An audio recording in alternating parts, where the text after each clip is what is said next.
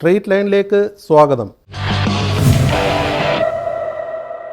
Hakeem sir ചോദിച്ചത്, മോളെ ഇതെന്താ പറ്റിയ, ഈ ഭിത്തിയിൽ പിടിച്ച് ഒരച്ചതാണോ? എന്നെ സാറ് അടിച്ചതാണെന്ന്. ബേലിൻദാസ് വന്നിട്ട് ആരോടാ നീ സംസാരിക്കുന്നതെന്ന് ചോദിച്ചിട്ട് ഒറ്റയടി. ആ അടിയിൽ അവൾ താഴെ വീണു. വീണ്ടും അടിച്ചു. അഡ്വക്കേറ്റ് ബേലിൻദാസ് വിളിച്ച് ഇവളോട് പറഞ്ഞു, നീ എൻ്റെ ഓഫീസിലെ നട്ടെല്ലാണ്, ഞാൻ വരാം, നേരിട്ട് വന്ന് കാല് പിടിക്കാൻ അമ്മയോട് പറഞ്ഞു എന്നാണ് ഷാമിലി എന്നോട് പറഞ്ഞത്. ഇയാളുടെ ഓഫീസിൽ ജൂനിയറായിരുന്ന ഒരു പയ്യൻ എന്നോട് പറഞ്ഞു, ചേച്ചി നമുക്ക് അവിടെ അങ്ങനെ നിൽക്കാൻ പറ്റുന്ന ഒരു സ്ഥലമല്ല, നമ്മുടെ വീട്ടിലുള്ള ഒരു കുട്ടിയെ ഇതുപോലെ അടിച്ചിട്ടുണ്ടെങ്കിൽ നമ്മൾ വെറുതെ വിടില്ല എന്നാണ് എൻ്റെ അഭിപ്രായം. ബാർ അസോസിയേഷൻ സെക്രട്ടറിയും ബാർ അസോസിയേഷൻ മെമ്പർമാരും മുഴുവൻ പേരും ഒറ്റക്കെട്ടായി ഈ വിക്ടിമിനൊപ്പം നിൽക്കുന്നു എന്നതാണ്. ശ്യാമിലി ഈ കേസിൽ അഭിഭാഷകനെ അറസ്റ്റ് ചെയ്തതിൽ അതോടുകൂടി നീതി കിട്ടി എന്ന് പറയുന്നുണ്ട്. പക്ഷേ അതിനോടൊപ്പം അവർ പറഞ്ഞ മറ്റൊരു വാക്കുണ്ട്, അദ്ദേഹം ഇനി അഭിഭാഷക കുപ്പായം ഇടാൻ പാടില്ല. അത് യാഥാർത്ഥ്യമാകുമോ? അവൾ അങ്ങനെ ആഗ്രഹിക്കുന്നത് തെറ്റില്ല. അത്ര കണ്ട് പെയിൻ ആ കുട്ടി അനുഭവിച്ചിട്ടുണ്ട്. കഴിഞ്ഞ 2 ദിവസം മുമ്പ് തിരുവനന്തപുരത്ത് വഞ്ചിയൂരിൽ ഒരു അഭിഭാഷകയായ ശ്യാമിലി തൻ്റെ സീനിയറിൽ നിന്നേറ്റ ക്രൂരമർദ്ദനം പൊതുസമൂഹത്തിൻ്റെ മുന്നിലേക്ക് കൊണ്ടുവന്നത് തിരുവനന്തപുരം പബ്ലിക് പ്രോസിക്യൂട്ടറും ഗവൺമെൻറ് പ്ലീഡറുമായ ഡോക്ടർ അഡ്വക്കേറ്റ് ടി ഗീനാകുമാരിയാണ്. ഈ ടി ഗീനാകുമാരി ആകട്ടെ 1994 തിരുവനന്തപുരത്ത് SFI ജോയിൻറ്റ് സെക്രട്ടറി ആയിട്ടിരിക്കെ പോലീസ് തലയടിച്ച് പൊട്ടിച്ച സംഭവത്തിലെ കഥാപാത്രമാണ്. ആ ഒരു ഉശിര് ഇന്നും ഗീനാകുമാരിയിലുണ്ട്. ഇന്ന് നമ്മുടെ അതിഥിയായി എത്തിയിട്ടുള്ളത് ശ്രീമതി ടി ഗീനാകുമാരിയാണ്. നമസ്കാരം ഗീനാകുമാരി. ശ്യാമിലിയുടെ മർദ്ദനം അത് വാസ്തവത്തിൽ കേരളത്തിൻ്റെ മനസ്സാക്ഷിയെ മരവിപ്പിച്ച ഒരു സംഭവമാണ്. ഇതെങ്ങനെയാണ് ശ്രദ്ധയിൽപ്പെട്ടത്? ഞാനന്ന് കോടതിക്കകത്തുണ്ടായിരുന്നു. ഉച്ചയ്ക്ക് ശേഷം രാവിലെ വെക്കേഷൻ സമയമാണ് കോടതിയിൽ. വെക്കേഷൻ കോർട്ടിലെ ബെയിൽ കഴിഞ്ഞ ശേഷം എൻ്റെ ഒരു സുഹൃത്തിൻ്റെ അച്ഛൻ ഹോസ്പിറ്റലിൽ കിടക്കുന്ന അന്വേഷിച്ച് തൊട്ടടുത്ത് തന്നെ SP ഫോർട്ട് ഹോസ്പിറ്റലിൽ നിൽക്കുമ്പോഴാണ് അവിടെയുള്ളൊരു ജൂനിയർ അഭിഭാഷകൻ ഒരു ഫോട്ടോ അയച്ചു തന്നു. ഇതെനിക്ക് മനസ്സിലായില്ല. അപ്പം ഞാൻ വിചാരിച്ചത് വേറെ ഈ കുട്ടിയാണെന്ന് നമുക്ക് മനസ്സിലാവില്ല. ഈ കുട്ടിയെ അറിയാമെന്നല്ലാതെ പേരോ അല്ല അങ്ങനെ എല്ലാ ജൂനിയേഴ്സിൻ്റെയും പേര് നമുക്കറിയില്ലല്ലോ. അങ്ങനെ ഞാൻ 2 മിനിറ്റ് കഴിഞ്ഞപ്പോൾ നമ്മുടെ KO അശോകൻ അറിയാലോ, അഡ്വക്കേറ്റ് KO അശോകൻ എന്നെ വിളിച്ചിട്ട് പറഞ്ഞു, ഒരു സീനിയർ ജൂനിയറിനെ അടിച്ചു, വളരെ ഭീകരാണ്, ഇപ്പോൾ ജനറൽ ഹോസ്പിറ്റലിലാണ് ഉള്ളത്, അവരുടെ കൂടെ സ്ത്രീകളൊന്നുമില്ല, ഒന്ന് വരാൻ പറ്റുമോ? ഞാൻ പറഞ്ഞു, പിന്നെന്താ. ഞാൻ നേരെ ജനറൽ ഹോസ്പിറ്റലിലെത്തി. ജനറൽ ഹോസ്പിറ്റലിൽ എത്തുമ്പോൾ ഈ കുട്ടിയുടെ സഹോദരനും മാത്രമേ ഉള്ളൂ. ഈ കുട്ടിയുടെ സഹോദരനും ഹസ്ബൻഡും ഉണ്ട്. അപ്പോൾ ഇവളെ നമുക്കറിയാം, ഈ സർക്കാർ ഹോസ്പിറ്റലുകളിലൊക്കെ ഈ വനിതകളെ പരിശോധിക്കുന്ന സ്ഥലത്ത് സ്ത്രീകളെ മാത്രമേ ബൈസ്റ്റാൻഡറായി നിർത്തില്ല, പുരുഷന്മാരെ കയറ്റില്ല. അപ്പോൾ സ്കാൻ ചെയ്യാം, ഇത് പൈസ അടച്ചിട്ട് ഹസ്ബൻഡ് പൈസ അടച്ചിട്ട് റെസീറ്റ് കൊണ്ടുവന്നു. സ്കാൻ ചെയ്യാൻ പോകുന്നിടത്തേക്ക് ഞാൻ കൂടെ പോയി. അതാണ് നിങ്ങൾ മീഡിയ ഇങ്ങനെ എടുത്ത് കാണിച്ചോളൂ. ഞാൻ ഈ സ്കാൻ റിപ്പോർട്ടും അല്ലെങ്കിൽ ഈ റെസീറ്റുമായിട്ട് പോയതാണ് മീഡിയ ഇങ്ങനെ കാണിക്കുന്നത്. അവിടെ ചെന്ന് സ്കാൻ ചെയ്യുമ്പോൾ അവിടെ അസിസ്റ്റ് ചെയ്യാൻ ഒരാൾ വേണം. ഈ കമ്മൽ മാലയൊക്കെ ഊരി അതുകൊണ്ട് ഡ്രസ്സിങ് അതിൻ്റെ കൂടെ നിന്നു. അത് കഴിഞ്ഞിട്ട് ആ റിപ്പോർട്ടൊക്കെ വാങ്ങി നേരെ ഡോക്ടറുടെ അടുത്ത് വരുമ്പോഴാണ് ഈ നമ്മൾ കാണുന്ന പാടിനേക്കാൾ കുറച്ചുകൂടി ഗൗരവത്തോടു കൂടിയാണ്. സ്കാൻ റിപ്പോർട്ട് കണ്ടാലേ ഈ സൈഡിലൊരു എയർലൈൻ ഫ്രാക്ചർ ഉണ്ട് എന്നവർ സംശയിക്കുന്നുണ്ട്. അപ്പോൾ അതിനുവേണ്ടി നിന്നു. അപ്പോഴേക്കും കുട്ടിയുടെ ഒരു ആദ്യം വലിയ ആവേശത്തോടു കൂടി അല്ലെങ്കിൽ എനർജറ്റിക്കായി നിന്നത് കുറച്ചുകൂടി അവളങ്ങ് ക്ഷീണമാവുന്ന അവസ്ഥ വന്നു. ഡോക്ടർ പരിശോധിച്ചിട്ട് അവിടെ ഒബ്സർവേഷൻ വാർഡിൽ കിടത്തി ട്രിപ്പെല്ലാം കൊടുത്തു. അപ്പോഴേക്കും പിന്നെ വേറെ ആരുമില്ല. കാരണം ഈ ഹസ്ബൻഡും സഹോദരനും ഞാൻ ചോദിച്ചു, മോളെ അമ്മ വരുമെന്ന് ചോദിച്ചപ്പോൾ ഇല്ല, ഇവൾക്കൊരു 6 മാസമുള്ള കുഞ്ഞുണ്ട്, ഈ കുഞ്ഞിനെ നോക്കുന്നത് അമ്മയാണ്, അപ്പോൾ വീട്ടിൽ നിന്ന് പെട്ടെന്ന് ആരും വരാനില്ല. അങ്ങനെ ഒരു സാഹചര്യത്തിലാണ് ഞാൻ അവിടെ തന്നെ നിന്നത്. പിന്നെ ഞാൻ ഓഫീസിലുള്ള സഹപ്രവർത്തകരോ അല്ലെങ്കിൽ കോടതിയിലെ അഭിഭാഷകരോ ആരും തന്നെ ഉണ്ടായിരുന്നു? ഓഫീസിലുള്ള സഹപ്രവർത്തകർ തീർച്ചയായും ഇത് അറിഞ്ഞിട്ടുണ്ടായിരിക്കാം. അവരാരും വന്നില്ലല്ലോ. അവരപ്പോഴൊന്നും വന്നില്ല. പക്ഷെ കുറച്ച് കഴിഞ്ഞ ശേഷം എനിക്ക് തോന്നുന്നു ഈ കോടതിയിലുള്ള അഭിഭാഷകർ മീഡിയ വാർത്ത കണ്ട ശേഷമാണെന്ന് തോന്നുന്നു പിന്നീട് വന്നു. പിന്നീട് ബാർ അസോസിയേഷൻ്റെ ഞങ്ങളുടെ വനിതാ എക്സിക്യൂട്ടീവ് മെമ്പർ ഗോപിക അവിടെ എത്തി. ഗോപികയാണ് പിന്നീട് സ്ത്രീ എന്ന നിലയിൽ പെട്ടെന്ന് അവിടെ വന്നത്. ഗോപികയാണ് ആ സ്കാനിങ് റിപ്പോർട്ട് വാങ്ങി തിരിച്ച് പോകുമ്പോൾ എൻ്റെ കൂടെ ഗോപികയുണ്ട്. ഡോക്ടറുടെ അടുത്തേക്ക് വരുമ്പോഴും ഗോപികയുണ്ട്. വൈകുന്നേരം ആയപ്പോഴേക്കും ഒരു 5 മണി 5:30 ഞങ്ങളുടെ വൈസ് പ്രസിഡന്റ് അനിത അജി അവിടെ വന്നു. പിന്നീട് 1 by 1 ആയിട്ട് കുറച്ച് അഡ്വക്കേറ്റ്സ്. ശ്യാമിലി എന്താണ് ഗീനയോട് ആദ്യം പറഞ്ഞത്? ഈ സംഭവത്തെക്കുറിച്ച്? ഞാൻ അവിടെ ചെന്നപ്പോൾ എന്നെ കണ്ടപ്പോൾ തന്നെ അവൾക്കൊരു ആശ്വാസം പോലെ എനിക്ക് തോന്നിയത്. കാരണം ഞങ്ങൾ കോടതിക്കകത്ത് വെച്ച് ഇവരൊന്നും അധികം എന്നോടൊന്നും സംസാരിച്ചിട്ടില്ല. കാരണം അതിനുള്ള സമയമില്ല. ഈ കുട്ടികളെന്ന് വെച്ചാൽ എനിക്ക് നന്നായിട്ട് അറിയാം, പേരൊന്നും അറിയില്ല, ആള് മിടുക്കിയാണ്, എനർജറ്റിക് ആണ്. ഇങ്ങനെ ഓടിക്കൊണ്ട് നടക്കുന്ന കുറേ എനർജറ്റിക് ആയിട്ടുള്ള യങ് അഭിഭാഷകരുടെ കൂട്ടത്തിൽ പെൺകുട്ടികൾ, നല്ല മിടുക്കരായിട്ടുള്ള ഒരുപാട് പെൺകുട്ടികൾ ഇപ്പോൾ പ്രൊഫഷനിൽ വരുന്നുണ്ട്. അവർ നല്ല ഭാഷയാണ്, നന്നായി കോടതിയിൽ സബ്മിറ്റ് ചെയ്യും. അങ്ങനെയുള്ളവരുടെ കൂട്ടത്തിൽപ്പെട്ടതാണ് ശ്യാമിലി. അതുകൊണ്ട് അവളെ അറിയാമെന്നല്ലാതെ ഇവിടെ പേരൊന്നും അറിയില്ല. ഞാൻ അടുത്ത് ചെന്ന് എന്ത് മോളെ എന്ത് പറ്റി എന്ന് ചോദിച്ചു. അപ്പോൾ എൻ്റെ കൂടെ ഉണ്ടായിരുന്ന നേരത്തെ ഡിസ്ട്രിക്ട് ഗവൺമെൻറ് പ്ലീഡറായിരുന്ന ഹക്കിം സാർ അവിടെയാണ്. ഹക്കിം സാറ് ചോദിച്ചത്, മോളെ ഇതെന്താ പറ്റിയ, ഈ ഭിത്തിയിൽ പിടിച്ച് ഉരച്ചതാണോ എന്ന്. അത്രയ്ക്ക് നമുക്ക് ആ തൊലിയെല്ലാം അടർന്നു പോയ പോലെ അങ്ങ് റെഡിഷായി. തൊലി അടർന്നതല്ല, പക്ഷേ അത്രയും റെഡിഷായി. ഞാൻ അവളോട് ചോദിച്ചപ്പോഴാണ് ഒന്ന് എന്നോട് പറയുമ്പോൾ മീഡിയയുടെ മുന്നിലൊന്നും അവൾ ഒരുപക്ഷെ വിങ്ങിപ്പൊട്ടിയില്ല. എന്നോട് പറയുമ്പോൾ അവളങ്ങനെ വിങ്ങി പൊട്ടിക്കൊണ്ടാണ് പറയുന്നത്, എന്നെ സാർ അടിച്ചതാണ് മാഡം. എപ്പോഴും ഈ ഹക്കിം സാർ ചോദിച്ചു, മോളെ ഇത് അടിച്ചത് തന്നെയാണ്. നമുക്ക് അടിച്ചതാണെന്ന് തോന്നൂല പാട് കണ്ടാൽ, അത്ര വലിയ ഇതാണ്. അപ്പോൾ അടിച്ചത് തന്നെയാണ്. അപ്പോൾ ചോദിക്കുമ്പോഴാണ്, സാറ് ഭയങ്കര എയർഫോഴ്സിലുണ്ടായിരുന്ന ആളാണ്, എനിക്ക് അയാളെ അറിയാം. ഈ ബെയിലിൻദാസ് എന്നോടൊക്കെ വളരെ നന്നായി പെരുമാറുന്ന, ഞാൻ നേരത്തെയൊക്കെ കണ്ടിട്ടുള്ള, കോടതിയിലൊക്കെ വന്ന് നന്നായി സബ്മിറ്റ് ചെയ്യുന്ന ഒരാളാണ്. പക്ഷേ അദ്ദേഹത്തിന് ഇത്തരത്തിലുള്ളൊരു മുഖം ഉണ്ടെന്നൊന്നും എനിക്കറിയില്ലായിരുന്നു. എന്നിട്ട് ഇവരെ ഈ നിലത്ത് വീണ ശേഷം വീണ്ടും അടിച്ചു. ഇവള് പറഞ്ഞത് ഒരടിയിൽ തന്നെ അവൾ വീണു. അന്നത്തെ ദിവസം ഇയാളുടെ ഓഫീസിൽ നിന്ന് വന്ന ഒരു നാർക്കോട്ടിക് ഡ്രഗ്സ് കേസിൻ്റെ ബെയിൽ ആപ്ലിക്കേഷൻ വാദം പറഞ്ഞിട്ടാണ് തിരിച്ചു പോയത്. തിരിച്ച് ഓഫീസിൽ ചെന്നപ്പോൾ ഓഫീസിൽ ചില അസ്വാരസ്യങ്ങളുണ്ട്. ശ്യാമിലി ഡെലിവറിക്ക് പോയ സമയത്ത് പുതുതായിട്ടൊരു ജൂനിയർ വന്നു. ആ ജൂനിയർ എന്ന് വെച്ചാൽ കുറച്ച് പ്രാക്ടീസ് ഉള്ള ആളാണ്. പക്ഷേ പ്രാക്ടീസ് ഉള്ളതെന്ന് വെച്ചാൽ എൻറോൾ ചെയ്ത് കുറേ കാലമായി, പക്ഷേ ശ്യാമിലിയുടെ അത്ര കോൺസ്റ്റന്റ് പ്രാക്ടീസ് ഇല്ല. അങ്ങനെ അവർ വന്ന ശേഷം എന്തോ ഒരു ഈഗോ ക്ലാഷ് ഉണ്ടായി. ഈ പെൺകുട്ടി, ഈ വന്ന ജൂനിയറും ഈ ശ്യാമിലിയും തമ്മിൽ എന്തോ ഒരു ഈഗോ ക്ലാഷ് ഉണ്ടായി. അപ്പോൾ അതനുസരിച്ച് ഒരു അസ്വാരസ്യം ഉണ്ടായപ്പോഴേക്കും എന്തോ പറഞ്ഞപ്പോൾ ഈ ബെയിലിൻദാസ് പറഞ്ഞു, അത്രേ ഞാൻ നിങ്ങളെ പുറത്താക്കുമെന്ന്, ഞാൻ ഈ ഓഫീസിൽ നിന്ന് പറഞ്ഞു വിടുന്നു പറഞ്ഞു. അപ്പോൾ അവൾ പറഞ്ഞു, പറഞ്ഞു വിടണ്ട, അതിന് മുന്നേ തന്നെ ഞാൻ പൊക്കോളാന്ന് പറഞ്ഞിട്ട് അവൾ പിന്നെ 2-3 ദിവസം വന്നില്ല. വരാതിരുന്ന സമയത്ത് സാറ് വിളിച്ചിട്ട്, സാറെന്ന് പറഞ്ഞാൽ അഡ്വക്കേറ്റ് ബെയിലിൻദാസ് വിളിച്ച് ഇവളോട് പറഞ്ഞു, അത്രേ എന്തായാലും വരണം, നീ എൻ്റെ ഓഫീസിലെ നട്ടെല്ലാണ് എന്ന് പറഞ്ഞു. പിന്നെ മാത്രമല്ല, എല്ലാ കോടതികളിലും ഓടി നടക്കാൻ പറ്റുന്നില്ല, നീ എന്ത് തന്നെ ആയാലും വരണം. അവൾ പറഞ്ഞു, ഇല്ല സാർ ഞാൻ അങ്ങോട്ടില്ല. അപ്പോൾ അവളുടെ ഹസ്ബൻഡിനെ അയാൾ വിളിച്ചു. ഹസ്ബൻഡും നിനക്ക് ഇഷ്ടമുണ്ടെങ്കിൽ പോയാൽ മതി എന്ന്. പക്ഷെ അവളുടെ അമ്മയോട് പറഞ്ഞു ഞാൻ വരാം, നേരിട്ട് വന്ന് കാല് പിടിക്കാന്നൊക്കെ പറഞ്ഞപ്പോൾ പറഞ്ഞു, അമ്മയോട് പറഞ്ഞു എന്നാണ് ശ്യാമിലി എന്നോട് പറഞ്ഞത്. അപ്പോൾ അമ്മ പറഞ്ഞു, മോളെ നിന്നെ ആദ്യമായിട്ട് ഒരു വക്കീൽ പ്രൊഫഷനിലേക്ക് കൈപിടിച്ച് കടത്തിയ ആളല്ലേ, അങ്ങനെയുണ്ടെങ്കിൽ ഒരാൾ കാല് പിടിക്കാന്നൊക്കെ പറയുമ്പം അഹങ്കാരം കാണിക്കരുത്, മോള് പോകണം, കുഞ്ഞിനെ വാവയെ ഞാൻ നോക്കിക്കോളാം എന്ന് നിർബന്ധിച്ച് അമ്മയുടെ കൂടെ നിർബന്ധപ്രകാരമാണ് അവൾ വന്നത്. അവൾ വന്ന് 1-2 ദിവസമേ വീണ്ടും റീജോയിൻ ചെയ്തിട്ട് ആവുള്ളൂ. അപ്പോൾ അവൾ പറഞ്ഞു, ഈ ഓഫീസിലൊരു അന്തരീക്ഷം ഇങ്ങനെ നിലനിൽക്കരുത്, എന്തൊക്കെയോ മിസ്അണ്ടർസ്റ്റാൻഡിങ്സ് ഉണ്ട്, അപ്പോൾ അതിനെ ഒന്ന് ക്ലാരിഫൈ ചെയ്യണം സാറെന്ന് പറഞ്ഞു. അങ്ങനെ ക്ലാരിഫൈ ചെയ്യണമെന്ന് പറഞ്ഞപ്പോഴത്തേക്ക് എനിക്ക് സംസാരിക്കാനൊന്നും ഇല്ല എന്ന് പറഞ്ഞ് അദ്ദേഹം പോകാൻ തുടങ്ങി. അപ്പോൾ ഇവളെന്ത് ചെയ്തു, ഇവിടെ ജൂനിയറിനോട് എന്നോട് പറഞ്ഞ കാര്യങ്ങളാണ്, ജൂനിയറിനോട് പറഞ്ഞു മേലിൽ എൻ്റെ കാര്യത്തിൽ ഇടപെടരുതെന്ന് ഇവള് പറഞ്ഞു, ശ്യാമിലി പറഞ്ഞു. അപ്പോഴേക്കും ബെയിലിൻദാസ് വന്നിട്ട്, നീ ആരോടാ നീ സംസാരിക്കുന്നതെന്ന് ചോദിച്ചിട്ട് ഒറ്റയടി. ആ അടിയിൽ അവൾ വീണു, താഴെ വീണു, വീണ്ടും അടിച്ചു. വീണ്ടും അടിച്ചു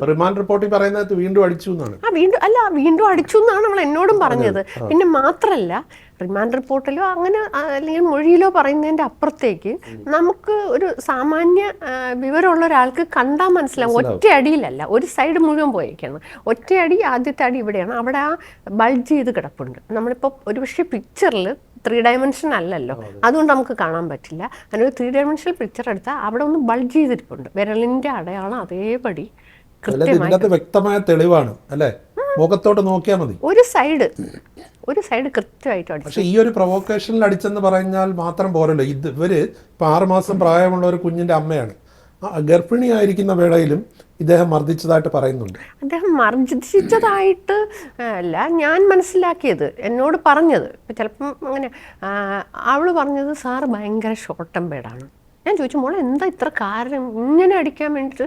നമ്മളായാലും മക്കളെയൊക്കെ ഇതുമ്പോൾ ഒരു മര്യാദയില്ലേ എന്നുവെച്ചാൽ ഈവൻ. അപ്പോൾ അവൾ എന്നോട് പറഞ്ഞത്, സാർ ഭയങ്കര ഷോർട്ട് ടെമ്പേർഡാണ്, ദേഷ്യം വന്നാൽ എന്തും ചെയ്യും, സാർ എന്തോ എയർഫോഴ്സിൽ നിന്നൊക്കെ വന്ന ഒരു ഫോഴ്സിൻ്റേതായ ഒരു മിലിറ്റൻ്റ് ആ ഒരു സ്വഭാവമുള്ള ആളാണ്. അപ്പോൾ സാറ് ദേഷ്യം വന്നാൽ മറ്റേ ഫയലൊക്കെ വലിച്ചെറിയും. അതെന്നോട് മാത്രമല്ല മറ്റ് പലരോടും വലിച്ചെറിയുന്ന സ്വഭാവമൊക്കെ ഉണ്ട്. അത് കഴിഞ്ഞ ശേഷം എനിക്ക് മനസ്സിലായത്, ഇയാളുടെ ഓഫീസിൽ ജൂനിയറായിരുന്ന ഒരു പയ്യൻ ഇപ്പം നെയ്യാറ്റിങ്കര പ്രാക്ടീസ് ചെയ്യുന്നതാണ്. ആ പയ്യൻ വന്നു. ഈ വിവരം അറിഞ്ഞിട്ട് അവൻ അവിടെ വന്നു. അപ്പോൾ അവനോട് ഞാൻ സംസാരിച്ചപ്പോൾ എന്നോട് പറഞ്ഞു, അവനൊരു 30-35 ദിവസമേ ആ ഓഫീസിൽ നിന്നുള്ളൂ. എന്നോട് പറഞ്ഞു, ചേച്ചി നമുക്ക് അവിടെ അങ്ങനെ നിൽക്കാൻ പറ്റുന്നൊരു സ്ഥലമല്ല, ഒരു ആത്മാഭിമാനം അത്ര ടെറർ എന്ന് പറഞ്ഞാൽ സ്നേഹവുമാണ്, അതുപോലെ തന്നെ ദേഷ്യം. അവൻ പറഞ്ഞതാണ്, അത് ശ്യാമിലി പറഞ്ഞതല്ല. സ്നേഹമൊക്കെയാണ്, പക്ഷെ അതുപോലെ തന്നെയാണ് അവിടെ വരുന്ന ജൂനിയേഴ്സ് ഒന്നും അധികകാലം നിൽക്കാറില്ല. ഇതൊക്കെ മറ്റു അഭിഭാഷകർക്കിടയിലും ചർച്ചയാവുന്ന വിഷയമല്ലേ? അധികം ചർച്ചയാവുന്നില്ല. അതാണ് ഞങ്ങളുടെ അഭിഭാഷക സമൂഹത്തിലുള്ളൊരു പ്രധാന പ്രശ്നമെന്ന് എനിക്ക് തോന്നുന്നു. ആ വിഷയത്തിലേക്ക് വരുന്നതിന് മുമ്പ് ശ്യാമിലിയുടേതായ ആദ്യ ദിവസം വന്ന വാർത്തയിൽ മോപ്പ് വെച്ച് അടിച്ചു എന്ന് പറയുന്നു, അത് ശരിയായിരുന്നു? ശ്യാമിലി അങ്ങനെ പറഞ്ഞതായി ഞാൻ കേട്ടു. മീഡിയ മുഴുവൻ ആദ്യ ദിവസം മീഡിയ അങ്ങനെയാണ് പറഞ്ഞത്. ശ്യാമിലി അങ്ങനെ പറഞ്ഞിരുന്നില്ല. അങ്ങനെ ഒരു ആയുധം കൊണ്ട് അടിച്ചു എന്ന് ശ്യാമിലി പറഞ്ഞിരുന്നെങ്കിൽ, മൊഴി കൊടുത്തിരുന്നെങ്കിൽ ഇപ്പോൾ ഉള്ള സെക്ഷൻ ആയിരിക്കുമായിരുന്നില്ല. അതായത് 118(1) എന്ന് പറയുന്ന ഭാരതീയ ന്യായ സംഹിതയുടെ നോൺ ബെയിലബിൾ ആയിട്ടുള്ള ഒരു ഒഫൻസ് കൂടി, ഇപ്പോൾ ഒരു നോൺ ബെയിലബിൾ ആയിട്ടുള്ള ഒരു ഒഫൻസ് ഉണ്ട്, അതിനോടൊപ്പം ഒരു ഒഫൻസ് കൂടി നോൺ ബെയിലബിൾ വരുമായിരുന്നു. പക്ഷേ ആ സമയത്തും കുട്ടി വളരെ നടന്ന കാര്യങ്ങൾ മാത്രമേ പറയുന്നുള്ളൂ. അതെങ്ങനെയാണെന്ന് എനിക്ക് മനസ്സിലായിട്ടില്ല, എന്നോട് അങ്ങനെ പറഞ്ഞിട്ടില്ല. ശ്യാമിലി ഈ കേസിൽ അന്വേഷണത്തിൽ പൂർണ്ണ തൃപ്തി രേഖപ്പെടുത്തി ഈ അഭിഭാഷകനെ അറസ്റ്റ് ചെയ്തതിൽ അതോടുകൂടി നീതി കിട്ടി എന്ന് പറയുന്നുണ്ട്. പക്ഷേ അതിനോടൊപ്പം അവർ പറഞ്ഞ മറ്റൊരു വാക്കുണ്ട്, അദ്ദേഹം ഇനി അഭിഭാഷക കുപ്പായം ഇടാൻ പാടില്ല. അത് യാഥാർത്ഥ്യമാകുമോ? തീർച്ചയായും അവൾ അങ്ങനെ ആഗ്രഹിക്കുന്നത് തെറ്റില്ല. അത്ര കണ്ട് പെയിൻ ആ കുട്ടി അനുഭവിച്ചിട്ടുണ്ട്. നമ്മളിപ്പോൾ മീഡിയ ഒക്കെ വളരെ കാര്യമായി പ്രൊജക്റ്റ് ചെയ്യുമ്പോഴും മറ്റൊരു ഭാഗത്ത് അവൾക്കിനി ഇന്ന് രാവിലെ അത് എന്നോട് സംസാരിക്കുമ്പോൾ ഞാൻ ഇനി ഈ തൊഴിലേക്ക് വരണോ വേണ്ടേ എന്നുള്ളത് ആലോചിച്ചുകൊണ്ടേ ഇരിക്കുകയാണ്. കാരണം ഈ നമ്മൾ കാണുന്ന പൊതുസമൂഹത്തിൻ്റെ അപ്പുറത്തേക്കുള്ള ഒരു ലോകത്തേക്കാണ് നമ്മൾ വരേണ്ടത്. അവിടെ നമുക്കറിയാമല്ലോ, അമ്മയെ തല്ലിയാനും 2 പക്ഷമുള്ള മനുഷ്യരുണ്ട്. അവിടെ ഒരുപാട് എതിരഭിപ്രായങ്ങളുണ്ട്. അദ്ദേഹത്തെ അടിച്ചു അങ്ങനെ തരത്തിലുള്ള പ്രചരണമുണ്ട്. പക്ഷെ എനിക്ക് മനസ്സിലാവുന്നില്ല, വളരെ ചെറിയ കുട്ടിയാണ്, ഇത്രയും പൊക്കവും ഇത്രയും ഇതൊക്കെ ആയിട്ടുള്ള ഒരാളെ അയാൾ ചിലപ്പോൾ മുന്നിൽ വന്ന് ഇരുന്ന് കൊടുത്താൽ അടിക്കാൻ സാധ്യതയുണ്ടെന്ന് എനിക്ക്. അല്ലാതെ രണ്ടുപേരും എനിക്ക് അറിയുന്നുള്ളതുകൊണ്ടാണ് പറയുന്നത്. നിങ്ങൾ രണ്ടാളെയും കണ്ടിട്ടില്ല. തന്റെ കീഴിൽ വർക്ക് ചെയ്യുന്ന 2 പേര് തമ്മിലുള്ള തർക്കത്തിന്റെ ഒരു ആഫ്റ്റർ എഫക്റ്റ് ആണ് ഈ സംഭവം എന്ന് പറയുന്നത്. അങ്ങനെയാണെങ്കിലും അടിക്കാൻ പാടുണ്ടോ? അങ്ങനെ അടിക്കാൻ പാടുണ്ടോ? ആരായാലും എൻ്റെ ജൂനിയർ എന്ന് പറഞ്ഞാൽ എൻ്റെ ജൂനിയർ എന്ന് പറഞ്ഞാൽ എൻ്റെ അടിമയാണോ? എൻ്റെ ജൂനിയർ അല്ല, എൻ്റെ എന്തായാലും ശരി. നമ്മൾ ഓഫീസിൽ ഒരാൾ കൂടെ വരുന്ന, ഞാൻ ജൂനിയർ എന്നുള്ള തരത്തിലല്ല കാണുന്നത്, ഇതൊക്കെ സഹപ്രവർത്തകരാണ്, ഇവരുടെ കൂടെ സഹായത്തോടെ കൊളീഗ്സാണ്. ഈ ഇത്തരം ജൂനിയേഴ്സിൻ്റെ കൂടെ സഹായത്തോടു കൂടിയാണ് ഒരു അഭിഭാഷകൻ്റെ ഓഫീസ് മുന്നേറുന്നത്. അവർ നമ്മളെ ചേർത്ത് പിടിക്കുകയാണ്. ഇതുവരെ മഞ്ചൂര് ബാറിലുള്ള ഞാനൊക്കെ വരുമ്പോൾ, ഞാനിപ്പോൾ 25-26 വർഷമായി, എൻ്റെയൊക്കെ അനുഭവത്തിൽ ഞങ്ങളുടെയൊക്കെ സീനിയർ, ഞങ്ങൾ കണ്ടിട്ടുള്ള സീനിയേഴ്സ് എല്ലാം നമ്മളെ ചേർത്ത് പിടിച്ചുകൊണ്ടാണ് ഈ പ്രൊഫഷനിൽ നിലനിൽക്കാൻ പറ്റിയത്. ഒരു കാര്യം ചേട്ടാ മനസ്സിലാക്കേണ്ടത്, ഈ അഭിഭാഷക വൃത്തി എന്ന് പറയുന്നത് ഇപ്പോൾ മറ്റ് പല പ്രൊഫഷണൽസിനെയും പോലെ, ഇപ്പോൾ ഒരാൾ ഡോക്ടറായി വന്നാൽ പിറ്റേ ദിവസം തൊട്ട് അവൻ ഭയങ്കര സ്ട്രോങ് ആക്റ്റീവ് പ്രാക്ടീസിലേക്ക് കടക്കാൻ കഴിയില്ല. ആ അക്കാദമിക് ബുക്കുകളിൽ നിന്നുള്ള നോളജിൻ്റെ അപ്പുറത്തേക്ക് ഒരു പ്രായോഗിക ജ്ഞാനം ഉണ്ടായാൽ മാത്രമേ നമുക്ക് ഇൻഡിപെൻഡൻ്റായി കാര്യങ്ങൾ ചെയ്യാൻ പറ്റൂ. ഞങ്ങളൊക്കെ ഇൻഡിപെൻഡൻ്റായി കേസ് നടത്താൻ തുടങ്ങിയതിൻ്റെ കാരണം, അല്ലെങ്കിൽ എന്നെ പോലുള്ളവർ അങ്ങനെ ചെയ്യുന്നതിൻ്റെ കാരണം, ഒരു നല്ല സീനിയറിൻ്റെ മുന്നിൽ വന്നു നിന്നുകൊണ്ട് അതുവരെ നമ്മൾ കോളേജിൽ നിയമ പുസ്തകങ്ങൾ പഠിക്കുന്ന മാത്രമേ ഉള്ളൂ, പ്രൊവിഷൻസ് അറിയുന്നത് മാത്രമേ, സെക്ഷൻസ് അറിയുന്നത് മാത്രമേ, ഇതെങ്ങനെ പ്രയോഗിക്കാമെന്നത് ഈ പ്രാക്ടീസ് തുടങ്ങുമ്പോഴേ മനസ്സിലാവുന്നുള്ളൂ. അങ്ങനെ മനസ്സിലാക്കി ഒരു ഘട്ടം കഴിയുമ്പോൾ കൃത്യമായി ഇവരൊരു ക്യാപ്പബിൾ ആണെന്ന് പ്രൂവ് ചെയ്താൽ മാത്രമേ ഇൻഡിപെൻഡൻ്റ് ആയിട്ട് കേസ് ചെയ്യാൻ പറ്റുള്ളൂ. അപ്പോൾ ആദ്യ ഘട്ടത്തിൽ എല്ലാ പ്രൊഫഷണൽസിനെയും പോലെ തന്നെ, ഇതൊരു സർക്കാർ ഉദ്യോഗസ്ഥരല്ലല്ലോ, എല്ലാ പ്രൊഫഷണൽസിലും പോലെ തന്നെ സാമ്പത്തികമായിട്ടുള്ള പ്രയാസങ്ങൾ സ്വാഭാവികമായി ഉണ്ടാവാം, അവസരങ്ങൾ അവസരങ്ങളിൽ ഒരുപാട് ബുദ്ധിമുട്ടുണ്ടാകും. ആ തരത്തിൽ അവസരം കിട്ടിക്കൊള്ളണമെന്നില്ല. വളരെ മിടുക്കരായിട്ടുള്ള വഞ്ചൂരും നല്ല നോളജുള്ള അഡ്വക്കേറ്റ്സ് ഉണ്ട്. പക്ഷേ അവരെല്ലാം എന്തുകൊണ്ട് പ്രമുഖരായില്ല എന്ന് ചോദിച്ചാൽ അവർക്ക് അതിനുള്ള അവസരം കിട്ടിയില്ല. അപ്പോൾ അത്തരത്തിൽ നല്ല അവസരം കൊടുത്താൽ മാത്രമേ നല്ല ബാറിനെ വളർത്തിയെടുക്കാൻ പറ്റൂ. ഇപ്പോൾ ഗീന നേരത്തെ പറഞ്ഞു, ഇപ്പോൾ ഒരുപാട് പെൺകുട്ടികൾ ഈ ഫീൽഡിലേക്ക് വരുന്നു. കാരണം കേരളത്തിൽ തന്നെ LLB കോഴ്സുകൾ നടത്തുന്ന കോളേജുകളുടെ എണ്ണം വർദ്ധിച്ചു. അതിൽ ചേരുന്നതിൽ മെജോറിറ്റി പെൺകുട്ടികളാണ്. പക്ഷേ ഇപ്പോൾ ഈ ശ്യാമിലി പറഞ്ഞു, ഇന്ന് രാവിലെ സംസാരിക്കുമ്പം പറഞ്ഞു ഇനി എനിക്ക് അങ്ങോട്ട് വരാൻ ഭയമുണ്ടെന്ന്. അന്നേരം ഇത് എന്ത് സന്ദേശമാണ് പുതുതായി വരുന്ന നിയമം പഠിക്കാൻ വരുന്ന പെൺകുട്ടികൾക്ക് നൽകുന്നത്? മാത്രമല്ല ജില്ലാ ജുഡീഷ്യറിയിൽ 60% സ്ത്രീകളുണ്ട്. ഇപ്പം എന്ത് സന്ദേശമായിരിക്കും? ശരിക്കും നല്ല ബാർ ഉണ്ടായാലേ നല്ല ബെഞ്ച് ഉണ്ടാവുള്ളൂ. ഈ നല്ല ബാറിൽ നല്ല കുട്ടികൾ ഉണ്ടായാൽ മാത്രമേ നല്ല പെൺകുട്ടികൾ പ്രാക്ടീസ് ചെയ്ത് വന്നാൽ അതിൽ നിന്നാണല്ലോ ജുഡീഷ്യറിയിലേക്കും വരുന്നത്. ഇപ്പോഴും മാത്രമല്ല, മുമ്പ് ഞാനൊക്കെ പഠിക്കുന്ന സമയത്ത് കേരളത്തിൽ 5 ലോ കോളേജ് വന്നു. അവിടെ ആ സമയത്ത് പോലും പകുതിയിലേറെ പെൺകുട്ടികളാണ്. എൻ്റെ ക്ലാസ്സിൽ ഒരു 70% പെൺകുട്ടികളാണ് ഉണ്ടായിരുന്നത്. അവർ പ്രാക്ടീസ് ചെയ്ത് വലിയ ആവേശത്തോടു കൂടി എൻറോൾ ചെയ്യും. എൻറോൾമെൻറ്റ് കഴിഞ്ഞ് 1-2 വർഷത്തിനകം പകുതി പേരും കൊഴിഞ്ഞു പോകും. അന്നൊക്കെ വിവാഹം കഴിഞ്ഞ് പോകുന്ന അങ്ങനെയുള്ള കാര്യം. അത് കഴിഞ്ഞാൽ പിന്നെ ഒരു 7 വർഷം കഴിഞ്ഞാൽ പിന്നെ വളരെ ചുരുക്കം പേരേ ഉണ്ടാവുള്ളൂ. അപ്പോൾ ഈ പ്രമുഖരായിട്ടുള്ള അഭിഭാഷകർക്ക് ഈ സ്ത്രീകൾ വരാത്തതിൻ്റെ കാരണം അവർക്ക് നിലനിൽക്കാൻ പറ്റാത്ത സാഹചര്യമായിരുന്നു. നമ്മുടെ സമൂഹത്തിൻ്റെ ഭാഗമാണല്ലോ കോടതിയും. പുരുഷാധിപത്യ സമൂഹത്തിൽ കേന്ദ്രീകൃതമാണോ ഇത് മൊത്തത്തിൽ? ഈ സംഘടനകളും അസോസിയേഷനും എല്ലാം അങ്ങനെ നമുക്ക് പറയാം. അത് എന്താ, ഈ സംഘടനയും അസോസിയേഷനും ഒക്കെ ഈ സമൂഹത്തിൻ്റെ ഭാഗമാണ്. പുരുഷ കേന്ദ്രീകൃത സമൂഹത്തിൻ്റെ പ്രതിനിധികളല്ലേ അതിനകത്തുള്ളത്. മറ്റൊരു കാര്യം എന്ന് പറഞ്ഞാൽ, ഞെട്ടിപ്പിക്കുന്ന മറ്റൊരു കാര്യം, ഇപ്പോൾ ഈ പ്രതിയെ പിടിച്ചോണ്ട് പോകാൻ വേണ്ടി പോലീസ് വഞ്ചിയൂർ കോടതി വളപ്പിലോട്ട് എത്തിയപ്പം അവരെ ഒരു വിഭാഗം അഭിഭാഷകർ തടഞ്ഞു നിർത്തി. അതുപോലെ മാധ്യമപ്രവർത്തകരെ അതിനെ കോമ്പൗണ്ടിൽ കയറ്റില്ല. ഇതൊക്കെ ഈ നാട്ടിലെ നിയമവും നീതിയും സംരക്ഷിക്കുന്നതിന് പ്രധാനമായ സംഭാവന നൽകുന്ന വളരെ പ്രഗത്ഭരായിട്ടുള്ള വളരെ മാന്യരായിട്ടുള്ള അഭിഭാഷക സമൂഹത്തിന് മൊത്തത്തിൽ കളങ്കമേൽപ്പിക്കുന്ന ഒരു ചെറിയ വിഭാഗം, ഒരു അധോലോകം പോലെ അവിടെ പ്രവർത്തിക്കുന്നുണ്ടോ? അങ്ങനെ അധോലോകം എന്ന് പറയാൻ കഴിയില്ല. പക്ഷേ തീർച്ചയായും മാധ്യമപ്രവർത്തകരും അതുപോലെ തന്നെ മാധ്യമപ്രവർത്തകർ സമൂഹത്തിൽ വലിയ പങ്കാണ് വഹിക്കുന്നത്. നമുക്ക് അറിയാം. അതുപോലെ തന്നെ ജനാധിപത്യ സംവിധാനത്തിൽ മാധ്യമത്തിന് വലിയൊരു പങ്കുണ്ട്. അതുപോലെ തന്നെ നിയമം കൈകാര്യം ചെയ്യുന്ന അഭിഭാഷകർക്കും വലിയ പങ്കുണ്ട്. ഈ ഗ്രഡ്ജ് അതെങ്ങനെയോ അതിൻ്റെ ഉത്ഭവമൊന്നും എനിക്കറിയില്ല. എങ്ങനെയോ ഉണ്ടായിപ്പോയത് പരസ്പരം ശത്രുക്കളെ പോലെ ഇപ്പോഴും പ്രവർത്തിക്കുന്നത് ശരിയാണ് എന്ന അഭിപ്രായം എനിക്കില്ല. എല്ലാ മാധ്യമപ്രവർത്തകരും നല്ല ആളുകളല്ലല്ലോ ആണെന്ന അഭിപ്രായം ഇല്ല. അതുപോലെ തന്നെയാണ് സഞ്ചാര സ്വാതന്ത്ര്യവും ഈ കോടതി വളപ്പിൽ കയറാനുള്ള സാഹചര്യം ഒന്നും അവിടെ അവസാനിച്ചിട്ടില്ലല്ലോ ഈ രാജ്യത്ത്. അല്ല, അതിനെ തടയാം. അത് മാധ്യമപ്രവർത്തകരെ വിട്. പോലീസിന് അവരുടെ ഡ്യൂട്ടി ചെയ്യാൻ അനുവാദം കിട്ടിയില്ല. അങ്ങനെ അത് പ്രതിയെ രക്ഷപ്പെടുത്തി എന്നുള്ളത് വളരെ വ്യക്തമാണത്. അല്ല, പോലീസിന് അങ്ങനെ പോലീസിന് അവിടെ വരുന്നതിൽ യാതൊരു പക്ഷേ ഇദ്ദേഹത്തെ പിടികൂടാൻ വന്ന പോലീസുകാരെ തടഞ്ഞ് തിരിച്ചയച്ചു. അല്ല, ആ സമയത്ത് പോലീസ് വന്നിരുന്നില്ല എന്നാണ് എനിക്ക് മനസ്സിലാവുന്നത്. ഞാൻ അന്വേഷിച്ചപ്പോൾ അങ്ങനല്ല. യഥാർത്ഥത്തിൽ ഞാൻ മനസ്സിലാക്കിയത് ചിലപ്പോൾ അങ്ങനെ ആയിരിക്കില്ല. ഞാൻ കഴിഞ്ഞ ദിവസത്തെ ഞങ്ങളുടെ ജനറൽ ബോഡിയൊക്കെ ഉണ്ടായിരുന്നു, ബാർ അസോസിയേഷൻ്റെ. ആ ജനറൽ ബോഡിയിൽ വന്ന് അവിടെയും രണ്ടഭിപ്രായമൊക്കെ ഉണ്ട്, ശരി തന്നെയാണ്.